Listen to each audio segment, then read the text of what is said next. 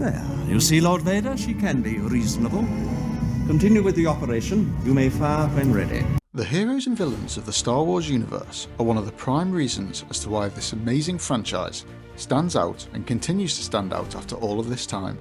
For every hero, whether that be Luke Skywalker, Princess Leia, Han Solo, there is a villain that is just as brilliantly nefarious.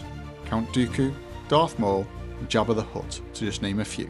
One notable aspect of the Star Wars universe, particularly in the original trilogy, was that most members of the Galactic Empire spoke in a posh English accent. From the Emperor to Grand Moff Tarkin, even Darth Vader spoke with a sort of robotic transatlantic accent. Following this trend, we see the leaders of the First Order with the same accents. There are two reasons to this. There is the real life reason, and then there is the film reason. We will cover both here. Starting with the film reason, much like the English language is called the Galactic Basic in the Star Wars universe, the British accent is actually the Coruscanti accent, or the accent of the human elite who inhabit the upper levels of Coruscant, and therefore find themselves generally in positions of power. Those who identified themselves as Coruscanti often had what they would consider to be a superior accent, with it frequently being used for propaganda broadcasts and the great orators of the galaxy.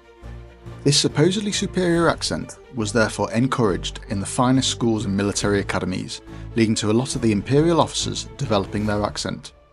We even see a lot of the Jedi talking with a Coruscanti accent, reflecting their comparatively privileged but simple life in the temple.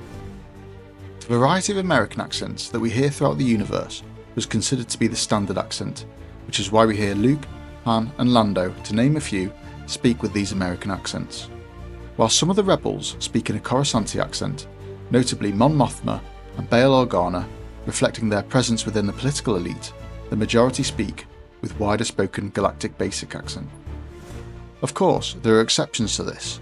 The privileged Princess Leia speaks with a transatlantic accent that leans more to the American side, whilst Darth Vader also has a transatlantic accent, although leaning more to the British side, and Mace Windu speaks with Samuel L. Jackson's distinctive American accent, but it's an interesting theory all the same.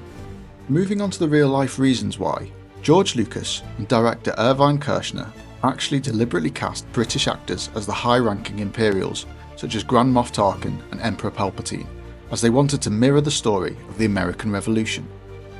In short, the Galactic Empire reflected the expansionist British Empire, whilst the rebels represented the Americans. Irvine Kershner was actually a big fan of the Shakespearean actors of the time, and wanted to replicate their crisp and surgical British sound within his films. As we all know, Star Wars is a story of struggle. It's the big guy versus the little guy, where a spark of hope and bravery sparked a rebellion and ultimately led to the defeat of a far superior military force. This reflects what happened during the War of Independence. The Americans, fed up of paying their taxes to see little in return for it, were fed up of being oppressed. They banded together and with help from the French, claimed their country as their own. Now I know that I may be biased, being British myself, but there is something about the British accent in films that is menacing yet civilised, and something about the American accent that gives hope but sparks feelings of adventure. I hope that you enjoyed this short video, and if you did, please subscribe and hit the thumbs up. It really goes a long way to supporting the channel and ensuring that we can keep making great Star Wars theory content. Thanks for watching, as always.